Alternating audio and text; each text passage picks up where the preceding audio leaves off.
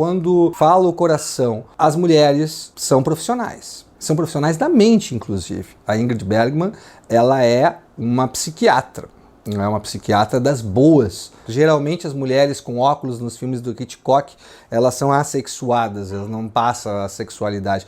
Nesse caso passa. Como é que não vai fazer isso com a Ingrid Bergman, né? Gregory Peck também, bonitão, jovem, lindo e traumatizado também. É um homem traumatizado, um homem que não sabe quem ele é, tá com amnésia.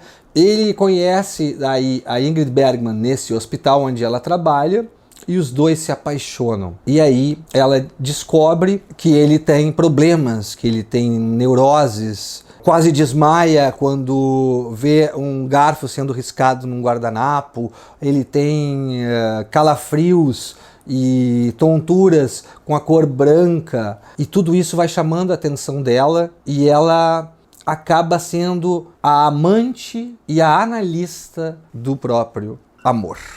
Freud fez isso também com a família. Freud também analisou os filhos.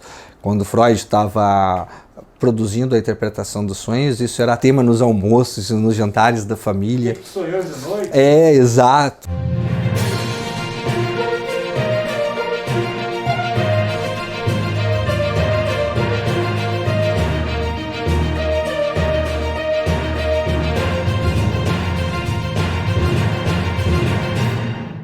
Olá, seja muito bem-vinda, seja muito bem-vindo ao programa Cinema, Sonhos e Psicanálise.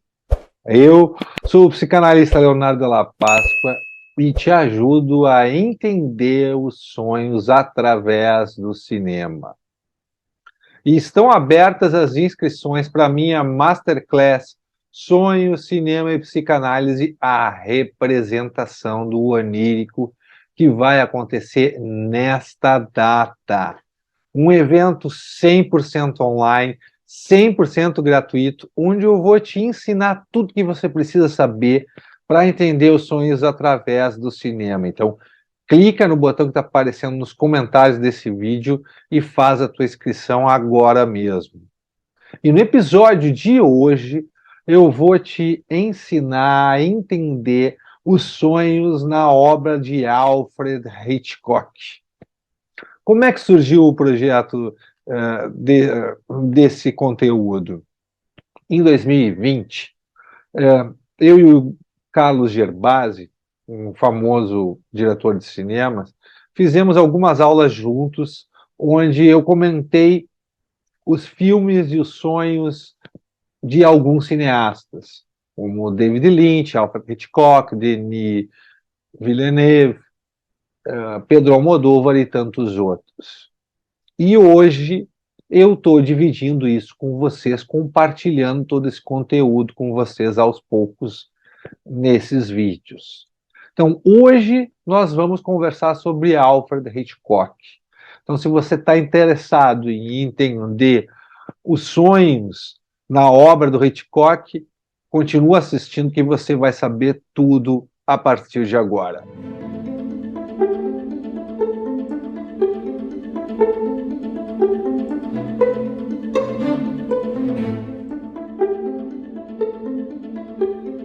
Então, pessoal, estou aqui de volta e hoje nós vamos falar sobre filmes, sonhos e os mistérios da sexualidade humana.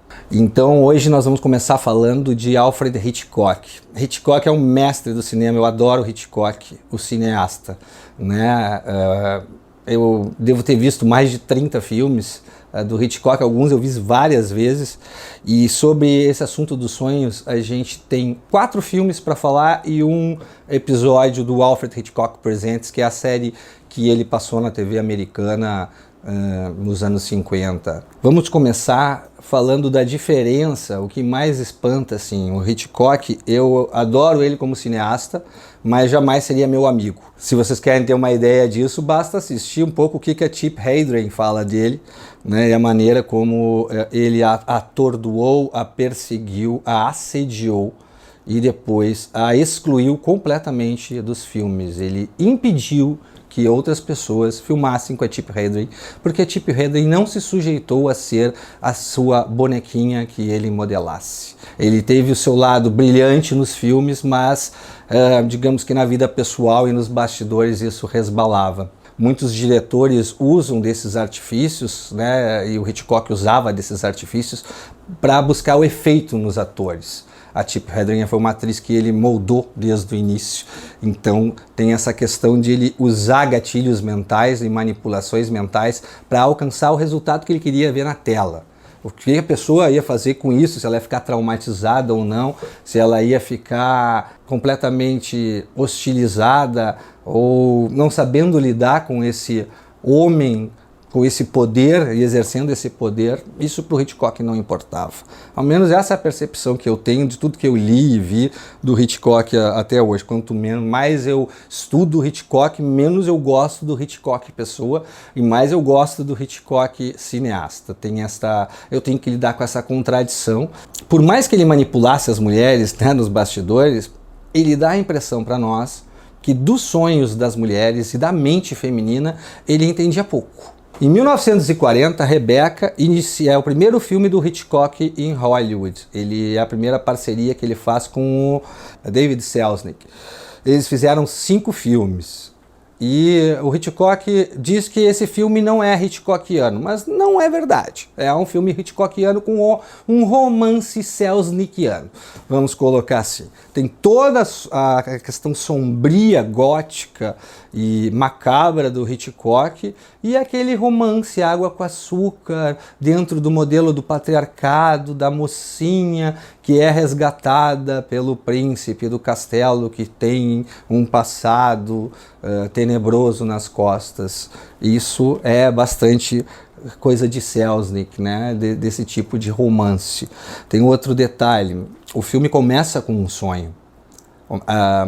A personagem, que é a segunda mulher do Maxine de Winter, que não tem nome no filme, e me parece que no livro também não tem nome, esta personagem, ela diz que sonhou à noite e que sonhava que estava voltando para Manderley. E aí, isso na abertura do filme, o Hitchcock mostra uma câmera subjetiva, como se a gente fosse a personagem entrando dentro da mansão, entrando no bosque, seguindo esse bosque até onde tem a mansão.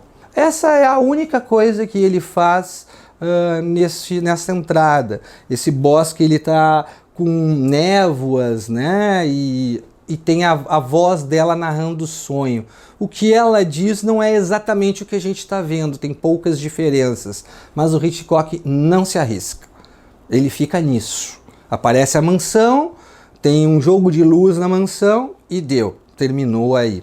Até o Rebecca, que está no Netflix, que foi lançado esse ano, faz melhor no sonho. O filme é muito pior que o do Hitchcock. O do Hitchcock dá de 10 nesse filminho que a Netflix fez, né, de Rebecca. Mas em relação aos sonhos, quando eles mostram os sonhos, a coisa é mais elaborada, o diretor tem mais domínio. Me chama a atenção um homem que trata as mulheres assim, ter tantos dedos na hora de representar sonhos femininos.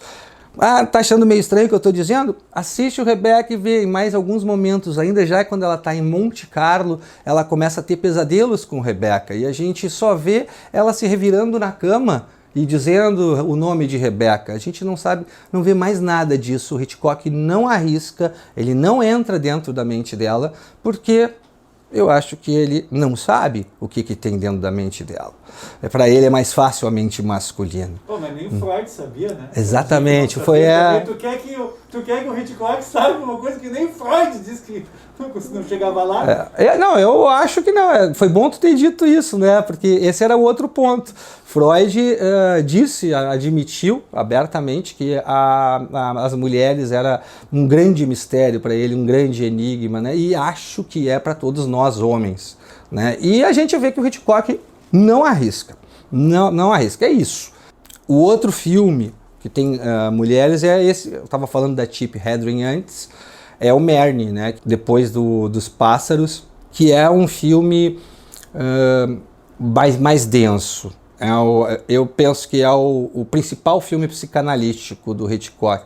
Não foi o que ele mais se dedicou para fazer a psicanálise, foi o filme anterior, que a gente vai conversar daqui a pouco, mas o Murnau, ele é o mais certeiro, o mais direto, o melhor em termos psicanalíticos, estritamente falando. A história, ela é psicanalítica. E a Murnau, ela tem pesadelos. É uma mulher traumatizada desde a infância, ela tem um trauma profundo, um trauma que ela reprimiu, que ela esqueceu, onde ela matou um dos clientes da mãe, que era uma prostituta, e tinha relações em casa quando a filha estava com ela. O filme é de 64, então eles abordam esse assunto com um pouco de dedos, mas ele dá a entender que está indo abusar da menina também. E aí a mãe vai defender a menina, né, e começa a brigar, ele começa a agredir a mãe, ela pega um ferro daqueles de lareira e arrebenta a cabeça dele.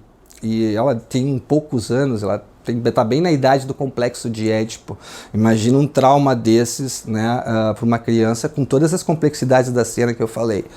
E aí ela reprime isso, e aí ela rouba os homens, escolhe os milionários, seduz eles e os rouba com identidades falsas e tem pesadelos.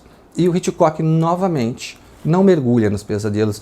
É interessante a gente tocar nesse ponto, porque ele já tinha feito filmes brilhantes, onde ele entrava dentro do sonho antes desse. Esse é o último filme que ele usa sonhos mesmo dentro da trama.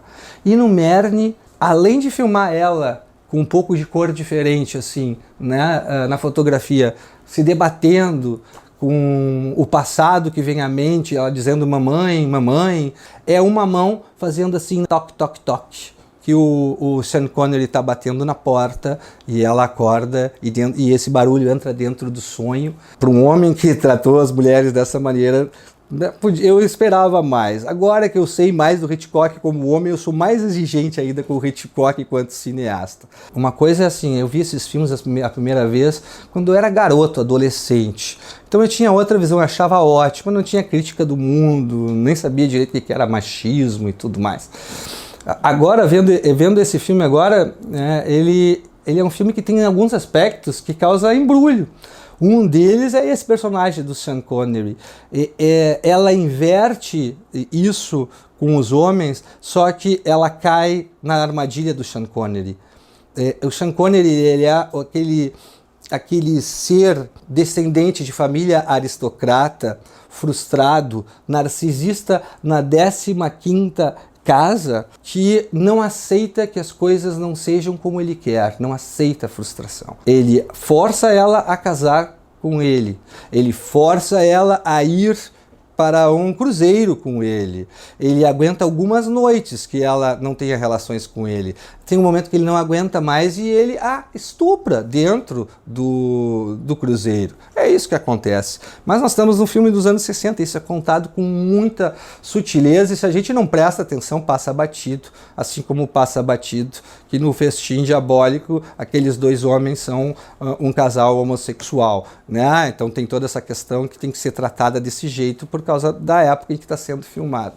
Então tem tudo isso, é um filme muito pesado de conteúdo psicanalítico. Nas memórias são pesadas, o trauma é pesado e é repetida a cena traumática no casamento, porque essa é a nossa maldição que a psicanálise revelou. O que a gente vive na infância, esse modelo de amor, a gente repete na vida adulta. E aí o Hitchcock foi preciso. Ela repete nesse casamento o que ela viveu na vida adulta.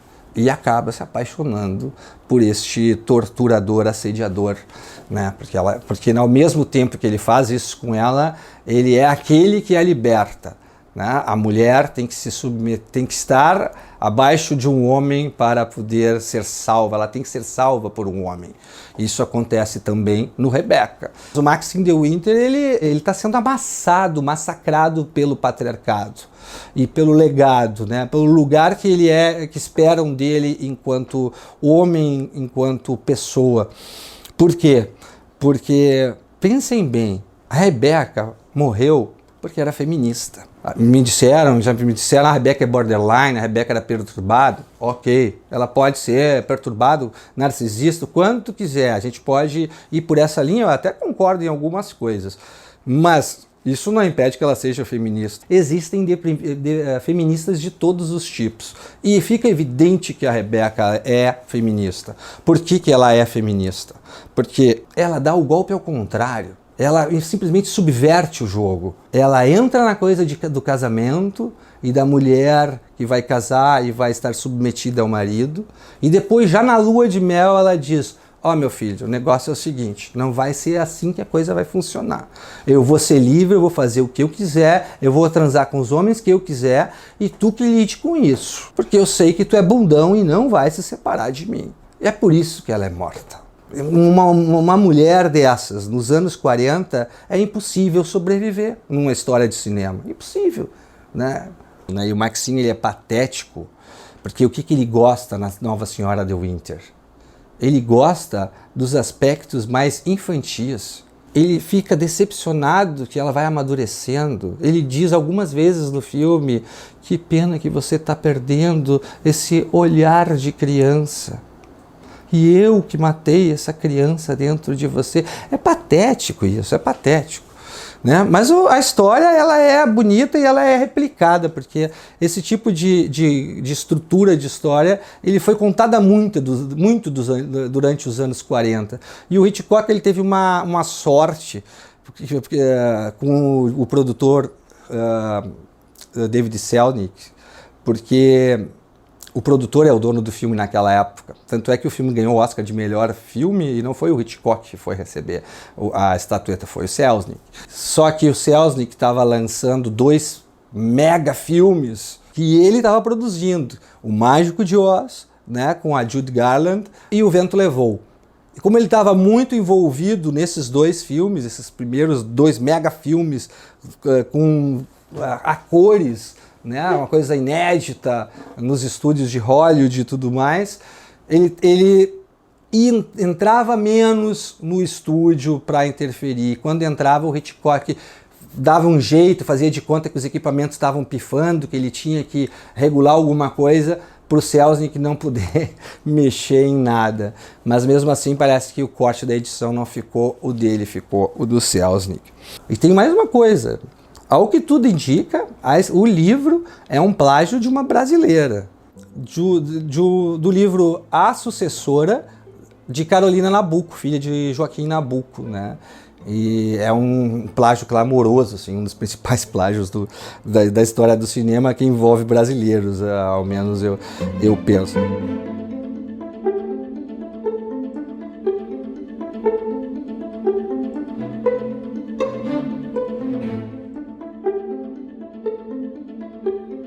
Vamos voltar então agora e vamos falar dos sonhos em que envolve homens. Aí o Hitchcock, aí é outra categoria. Aí dá para ver que ele domina bem o cenário. O projeto dele de 45 era outro filme com Selznick, né? Para azar ou sorte do Hitchcock, que tinha a Ingrid Bergman como atriz principal e o Gregory Peck. É interessante que esses filmes eles foram filmados durante a Segunda Guerra.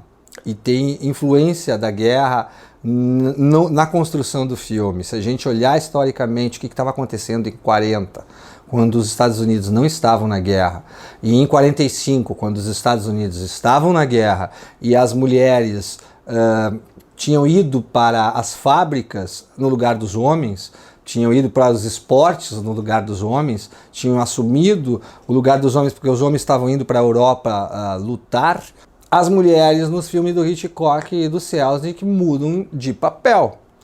Enquanto no Rebecca elas só tem um lugar possível para elas, que é ao interno de uma relação patriarcal de submissão ao homem provedor, ao macho dominante alfa. Em 45, neste filme que eu estou falando, que se chama Quando Fala o Coração, as mulheres são profissionais. São profissionais da mente, inclusive. A Ingrid Bergman, ela é uma psiquiatra.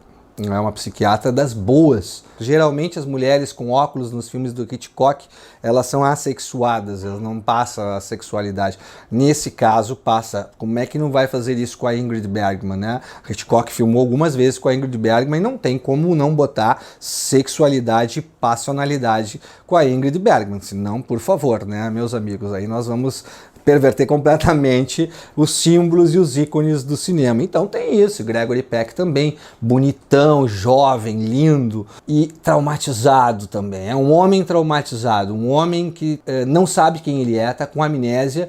Ele conhece a Ingrid Bergman nesse hospital onde ela trabalha, e os dois se apaixonam. E aí ela descobre que ele tem problemas, que ele tem neuroses, quase desmaia quando vê um garfo sendo riscado num guardanapo, ele tem calafrios e tonturas com a cor branca, e tudo isso vai chamando a atenção dela, e ela acaba sendo a amante e a analista do próprio amor. Um clássico, né? Freud fez isso também com a família. Freud também analisou os filhos. Quando Freud estava produzindo a interpretação dos sonhos, isso era tema nos almoços e nos jantares da família. Sonhou de noite? Exato. Ele incentivava os filhos a contar, né, os sonhos que tinham e tal. Interpretava os sonhos da pequena Ana, que sonhava com morangos silvestres. Olha só com o que ela sonhava, né? Mas a gente não deve fazer isso, porque isso perverte tudo, isso confunde as coisas, não conseguimos ter a distância necessária para poder enxergar as coisas de fora, e tem esse romance, ela quer salvá-lo, né? Então entra o romance junto com a psicanálise. O Hitchcock tinha a pretensão de fazer o primeiro filme psicanalítico. Acho que ele tinha esquecido do filme do Pabst, né? Acho que ele tinha esquecido. Então ele fez o primeiro filme psicanalítico hollywoodiano. Particularmente não é um roteiro brilhante. É um roteiro com o mesmo tipo de solução que o Pabst apresentou. Qual é o tipo de solução? Nós temos um problema, um enigma e um trauma a ser resolvido. Quando esse trauma vier à consciência e a pessoa lembrar do trauma e sentir as emoções que teve no momento do trauma, essa lembrança por si só elimina os sintomas e a pessoa está curada. Isso, meus amigos, faz parte do primeiro Freud. No início da teoria freudiana, ele acreditava nisso, ele até usava a hipnose com este fim. Ele usava a hipnose para fazer as pessoas lembrarem das cenas traumáticas, porque para ele era importante transformar o conteúdo inconsciente em conteúdo consciente. Quando a pessoa se dava conta dos seus traumas, ela simplesmente deixava de ter os sintomas. E também, logo ele percebeu que os sintomas, se por exemplo ele tirava um sintoma de uma paralisia num braço, depois de algum tempo a pessoa apresentava sintoma em outro lugar. Não se resolvia o núcleo da neurose, se trabalhava somente sobre o sintoma. E o Hitchcock e o Pabst usam esse artifício, que ele é fácil, ele resolve o problema do roteiro, mas ele, digamos, diminui o poder de profundidade da psicanálise e esquece de algo fundamental que o Freud foi descobrindo com o tempo, e lá pelos anos 15 e 16 que ele começou a escrever sobre isso, que é o fenômeno da transferência. E através da relação com o analista, a gente vai repetir os modelos que a gente aprendeu na nossa infância com as pessoas que cuidaram da gente, com o nosso pai e mãe, ou cuidadores, né? O analista, por responder diferente, num processo continuado no tempo, com alguns anos, faz com que internamente a pessoa aprenda, né, a estabelecer outro vínculo que não seja aquele que a deixou doente. E isso nos filmes não aparece, nem dá para aparecer. Por quê? Porque isso não é interessante. Isso é meio monótono. Isso joga a gente numa certa monotonia, a repetição, a coisa se repete, a mesma coisa, sessão por sessão, e a resposta é diferente. Com o tempo e nos anos, e tudo se modifica. E no cinema a gente não tem todo esse tempo. A gente precisa abreviar, né? Então tem isso, mas até agora eu não falei do filme, então vamos entrar. Chega um momento em que eles vão até um doutor austríaco, que é o professor da Ingrid Bergman, que é um especialista, né, no inconsciente. Eles dormem lá e o Gregory Peck naquela noite tem um sonho. o doutor está todo desconfiado, né, bem freudiano, com aquele aspecto freudiano, a barba freudiana, o óculos freudiano. Ele senta numa espécie de divã e conta o seu sonho para Ingrid Bergman e para o professor. Aí nós temos um brilhantismo hitchcockiano. Ele passou perrengues com o Salvador Dalí na filmagem, a cenografia toda feita pelo Dalí. E nós temos o cenário do Dalí, começa ele dentro de uma espécie de cassino, né, onde tem várias mesas e mulheres vestidas de jeitos sensuais, parecendo umas coelhas, e depois a coisa começa a se aprofundar e aparece uma tesoura que corta uma cortina que é um olho. Lembram do olho que a gente falou? O sonho se continua e eles estão numa mesa de cartas jogando blackjack ou 21, eu não me lembro exatamente qual dos dois é. Quem está distribuindo as cartas não tem rosto e as cartas estão brancas. Esse cenário é desconstruído e aparece um outro cenário daliniano com uma casa, uma chaminé, um homem atrás da chaminé. A gente só vê o vulto desse homem. Depois um homem correndo com asas gigantes o perseguindo. E assim vai até o final do sonho. O sonho está se encerrando. E o Gregory Peck ele vai contando o sonho e o Hitchcock vai mostrando o sonho pra gente. Aí o Hitchcock é brilhante. E para mim é a única coisa que ele é brilhante nesse filme. Porque ele pega na essência o que é a elaboração secundária que fala o Freud. A elaboração secundária é aquela elaboração mental que a gente faz após ter o sonho. Quando a gente lembra do sonho, quando a gente vai contar o sonho para alguém, a gente não consegue contar o sonho exatamente como a gente teve ele. Então a gente tem que fazer escolhas. E nessa escolha a gente deforma lembranças, a gente coloca coisas que não estão ali na história, a gente tenta fazer elos de ligação entre as coisas para criar um sentido lógico para aquilo que a gente sonhou, e isso deforma o sonho. E é isso que é a elaboração secundária. E ele já tinha explorado isso no Rebecca, mas não ousou. Era um sonho de uma mulher, lembre que eu falei. A primeira cena de um filme de Hitchcock em Hollywood é um sonho, né? E é nesse sentido de elaboração secundária. O que a gente está vendo não é o que o personagem está falando. E o Gregory Peck é a mesma coisa. Ele não fala detalhes do cenário, a gente vê os detalhes do cenário. Ele não conseguiria falar dos detalhes do cenário. Aquele homem segurando aquela espécie de roda deformada, exatamente como os relógios do Dalí. Né? É difícil descrever todos os detalhes que tem ali. Num cenário surrealista, como é que a gente vai descrever um cenário surrealista de uma maneira fidedigna? Aí depois eles saem do sonho e eles começam a levantar hipóteses. Hipóteses muito saturadas. Não é a interpretação dos sonhos o que eles fazem. Eles não perguntam nada para o Gregory Peck. Eles não são interpretadores de sonho, eles são adivinhadores de sonho. Eles fazem no filme o que o Freud disse toda a vida veementemente que ele repugnava, que é não ouvir o que a pessoa que sonhou pensa sobre seu próprio sonho. O Gregory Peck conta o seu sonho, eles vão pegando os símbolos e vão dando interpretações. Por quê? Porque o objetivo deles é, na verdade, descobrir o assassino do Dr. Edwards. Porque quem está sendo acusado de assassinato é o Gregory Peck. E não é ele o assassino. E eles querem, através do sonho, descobrir o assassino. Olha que piração.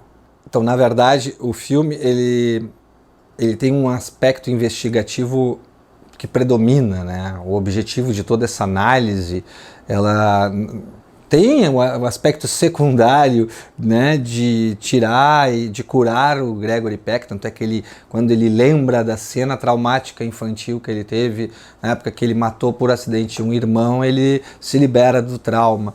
Mas o foco do filme, além do romance e a psicanálise como pano de fundo, ele é investigativo. Faz até lembrar de um analista aqui de Porto Alegre que fala da função Sherlock, que o analista tem que ter, o Júlio Campos é o nome dele, que fala da função Sherlock, que o analista tem, que função Sherlock, o que seria quando a gente vai, o investigador ele vai digamos, numa plantação de rosas, ele não vai sair pisando de qualquer jeito nas rosas, né, e podendo, digamos, apagar provas pelo jeito que ele está interferindo. Ele vai aos poucos, ele vai devagar, ele vai pegando os detalhes. E é isso que eles fazem. Eles pegam símbolo a símbolo para identificar o assassino.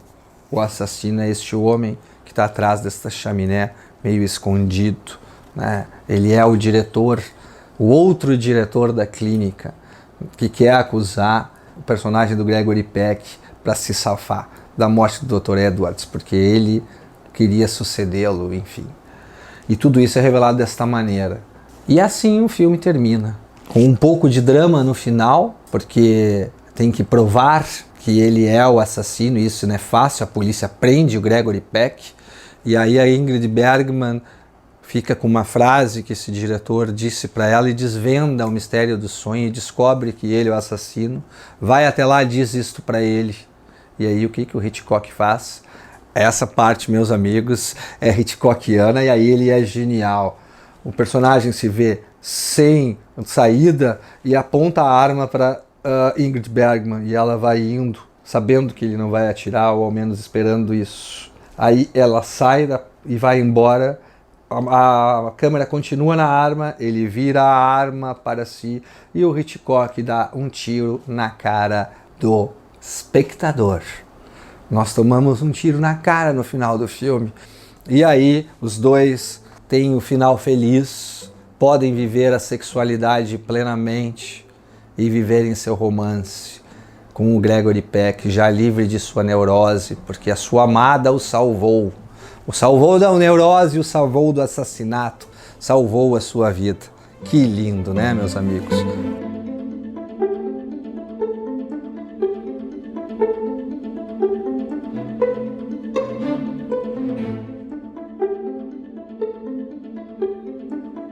E agora nós vamos saltar um pouco e vamos para 57, que tem um seriado que o Hitchcock fez, que é Os Três Sonhos do Sr. Findlater. Na verdade, é um episódio que trata dos sonhos do ponto de vista bem freudiano, bem de realização de desejo. E esses três sonhos, na verdade, não são exatamente sonhos, são o que Freud e a gente conhece como devaneios. O personagem não tem esses sonhos enquanto ele está dormindo. Enquanto ele está acordado, a sua mente o leva para um mundo paralelo. Ele é casado com uma mulher que ele odeia, uma mulher que o Hitchcock faz questão de mostrar aquela mulher que maltrata o marido, que diminui o marido, que humilha o marido. Interessante ele botar uma mulher assim no filme, né? A feminista acaba morrendo. A mulher que age assim com o marido morre também, meus amigos. Mas antes dela morrer, o que acontece? Esse personagem que é tratado assim por essa mulher, ele tem no mundo da fantasia um mundo paralelo onde ele vai, ainda acordado em devaneio, num cenário meio de Gauguin, assim. Uma mulher sensual, quase uma tahitiana, numa praia exótica, paradisíaca, e ele está lá com ela, num romance lindo e maravilhoso, se queixando de sua mulher. O segundo sonho é a morte da mulher. Ele sonha com a morte da mulher, né? Ele devaneia com a morte da mulher. Como é que vai ser? Ele sonha com a sua independência. Ele sonha que ele vai fazer isso, ele vai matar a mulher. E acaba que no final do episódio acontece exatamente o que ele estava fantasiando. A cena se repete. A mulher morre, só não foi ele que matou. Ela morreu sozinha. O doutor desce, exatamente como ele imaginou no sonho, as escadas, vem e comunica para ele a morte da esposa, diz inclusive as mesmas palavras. E assim termina esse episódio dos Três Sonhos do Sr. Findlater. Raso, superficial, mas o interessante é o uso do devaneio. O devaneio é um campo onde a gente vai muito para realizar desejos. Querem lembrar de um filme que usa o devaneio dessa maneira, de uma maneira brilhante? É A Vida Secreta de Walter Mitty. personagem tem vários devaneios, onde ele é um super-herói, onde ele é um galã, e na verdade ele não é nada disso. O Hitchcock também inovou nisso, né, a questão do devaneio. Mas a obra-prima mesmo é a que vem logo em seguida, em 58, que é Um Corpo que Cai, que é James Stewart no papel do traumatizado que é passado para trás, né? É o filme do sonho. O filme não é sobre sonho, mas o filme tem a áurea onírica do início ao fim. Começa o filme uma perseguição que é repetida em tantos outros filmes. Quando vocês verem filmes, e o filme que eu vou falar depois, Matrix, também tem uma cena inspirada nessa primeira perseguição, né? Nos telhados de São Francisco, o James Stewart é um policial e está perseguindo um ladrão no telhado junto com um colega. A certo ponto ele cai e fica pendurado, esse colega tenta ajudá-lo, acaba caindo, morrendo, e o James Stewart fica traumatizado com isso. Um trauma profundo que faz com que ele deixe a profissão. Uma pessoa que se dizia amigo, mas é um grande canalha, que se aproveita da vulnerabilidade do James Stewart, sabe que ele está vulnerável assim e quer se livrar da sua mulher. Então ele chama o James Stewart para uma reunião. Essa reunião é uma obra espetacular de cinema. A maneira como o personagem fica mais alto e mais baixo, a maneira como ele escolhe os níveis de enquadramento, já dá elementos. Depois que a gente conhece o filme, a gente revê, né, ele vai mostrando os conteúdos para a gente desde o início. Esse amigo da onça, esse grande traíra do James Stewart, ele o chama com o pretexto de que a sua mulher está sendo assombrada por um espírito do passado. O nome desta mulher, se não me engano, do passado se chama Carlota Valdez. Uma mulher que enlouqueceu e morreu, né, há muitos anos atrás, era descendente da família da sua esposa. A esposa iria todos os dias no museu onde tem a pintura desta mulher com um colar de rubis, né, e se veste cada vez mais como uma mulher. Ela sente que é mulher e ele está muito preocupado, diz ele, com a sua esposa, e contrata o James Stewart para investigá-la. Mas na verdade, o que acontece é que o James Stewart caiu numa armadilha. O James Stewart, ele vai servir de álibi para este homem. Este homem está tramando para matar a sua esposa. E como ele sabe que o James Stewart tem uma vertigem à altura, ele não consegue nem subir num banquinho, que ele olha para baixo e já fica tonto e cai, e esse amigo da onça sabe disso. Ele sabe que quando ele for matar a esposa no alto do campanário da torre de um sino de uma igreja, o James Stewart não vai conseguir subir lá. Então o que ele faz? Este traíra, amigo da onça, ele contrata uma atriz, que é a espetacular Kim Novak, para interpretar o papel da sua esposa e seduzir James Stewart. Sabe que ele está vulnerável, então ele quer que ela o hipnotize amorosamente. Ele fica hipnotizado por aquela mulher, ele fica envolvido sexualmente por aquela mulher, ele se apaixona por aquela mulher. E aí ele está preso numa armadilha mental. Para aumentar a questão onírica, isso é tão grande que quando ela está acompanhando ele, poucos momentos antes deste golpe em que o amigo da onça mata a sua esposa, ela começa a falar dos sonhos que ela teve na noite anterior. Tudo mentira, tudo fantasiado, mas ela quer colocá-lo nesse universo que não é consciente, onde as emoções são mais fáceis de ser manipuladas. E aí eles vão até este campanário e ela sobe, né, traumatizada com o passado, que Carlota Valdez, tudo interpretação. Ele sobe atrás, daquele jeito do final dos anos 50, muito melodramático. E ela sobe e o amigo da onça está lá com a mulher já adormecida, desmaiada, e ele joga ela lá de cima. E o James Stewart, porque tem vertigem, não consegue subir. E é nessa cena que o Hitchcock quebra com os padrões do cinema e cria algo que nunca tinha existido, que hoje é chamado de dolly zoom, né? Aquela coisa de se tu aproxima a câmera numa direção, tu usa o zoom na outra e causa aquele efeito. Aí o que acontece depois? Ele acaba, né, servindo de álibi para esse amigo, então o amigo consegue vazar e se livrar disso, e ele fica com o fantasma desta mulher dentro dele. É um pesadelo horrendo. Ele tem um pesadelo curto, no tempo de filme, 1 minuto e 10 segundos, é coisa rápida.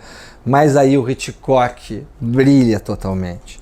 Ele pega o início do filme, que mostra aquelas imagens torcidas, hipnóticas, e bota nesse sonho do James Stewart. Aí o buquê da Carlota Valdez, cada pétala sai do buquê e se desfaz e se despedaça. Ele sonha com o colar o quadro e o colar da Carlota Valdez. Ele sonha com a sua amada, né, e não pode ajudá-la. E por fim ele sonha com um caixão se abrindo, né, e a câmera entrando dentro do caixão, né, e o cenário fica branco e fica o homem caindo no vazio branco. O sonho acaba, ele acorda, mas o personagem não está mais vivendo a vida real.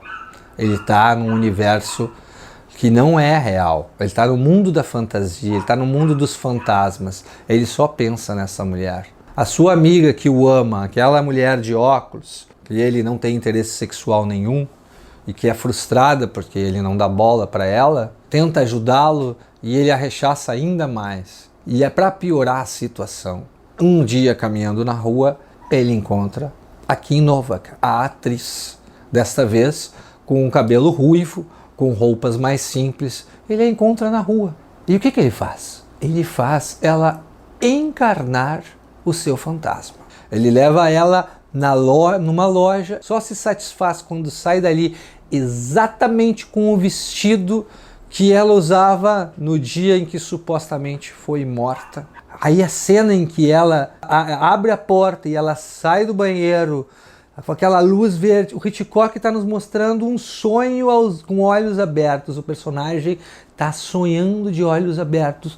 Finalmente ele vai poder realizar o seu desejo sexual. Finalmente ele vai ter uma noite sexual com prazer com o seu fantasma. E ele tem essa noite. E é tudo mostrado num ambiente onírico. As luzes são oníricas. É impressionante. Ele beija ela, aí ele para de beijar, ele dá uma pesquisada para ver se na sua mente o cenário é aquele, ele confirma que está se repetindo o cenário, aí ele volta a beijá-la para viver a fantasia. Olha o brilhantismo desse inglês, Hitchcock. O brilhantismo do detalhe, da parada, da olhada para cima. Aí ele bota no cenário as lembranças, aparecem as lembranças, ele acessa, e aí ele pode viver esse amor e pode finalmente transar com a sua amada que não existe, que nunca existiu. Ela é o fantasma da sua cabeça. E por fim, ele quer ir até o fim, ele quer ir até o campanário, ele vai até o campanário com ela. Ela está achando ele muito violento, eles sobem até lá em cima, mas ele vai até o fim, ele sobe com ela até lá. E quando eles estão lá, ela se assusta com o vulto de uma freira que entra, ela só vê a sombra da freira, ela dá uns passos para trás e o que acontece? Ela cai do campanário e morre de verdade. E fica o James Stewart olhando lá de cima com aquela cara de assustado para baixo e o filme acaba. O filme acaba assim. Não tem final feliz. Nada de final feliz, não tem final hollywoodiano. O Hitchcock joga essa bomba no nosso colo. Antes ele atirou na nossa cara. Lembra que ele atirou na nossa cara? Agora ele joga essa bomba no nosso colo e faz as pessoas irem embora do cinema com esse rojão para digerir. Ele sabe que vai estar todo mundo falando na janta depois sobre esse filme. Sabe muito bem. É espetacular. mas é sofrido, é indigesto, é pesado, é profundo. Imagine o dia seguinte do James Stewart. Por que ele não se jogou lá também? A gente fica pensando nessas coisas. Esse é o melhor filme do Hitchcock. Ele tem uma linguagem onírica profunda. Ele entra na linguagem onírica, principalmente depois que ela supostamente morre, que esse amigo da onça mata a esposa, e deixa a gente nesse final. Nós estamos no Hitchcock assim, na enésima potência, o melhor Hitchcock sendo mostrado na tela. Não tem Hitchcock melhor que esse. Desafio vocês aí, vocês podem dizer, pode ter imagens mais bonitas, né, como no Monte Rushmore, né, Intriga Internacional, ou outros tantos cenários que ele escolheu de maneira brilhante. Mas a maestria hitchcockiana está nesse filme. E eu fecho então para mostrar o quanto ele foi diferente com homens e mulheres, o quanto na mentalidade do homem ele entendia e o quanto em relação às mulheres, assim como Freud, ele não sabia nada delas. As manipulava, as maltratava, as assediava. Né? E mostra nos seus filmes que ele não arrisca, porque ele não sabe o que está dentro da cabeça de uma mulher. Não estou querendo dizer que eu sei, não sei também. Né? Mas não sou eu que faço filmes, é o Hitchcock que fez. Eu sou só um analista que está aqui comentando e viajando sobre os mistérios da sexualidade humana. Tá bom? Então encerro por aqui sobre o Hitchcock, espero que vocês tenham gostado e até daqui a pouco, porque nós vamos falar de filmes contemporâneos sobre os mistérios da sexualidade humana, tá bom?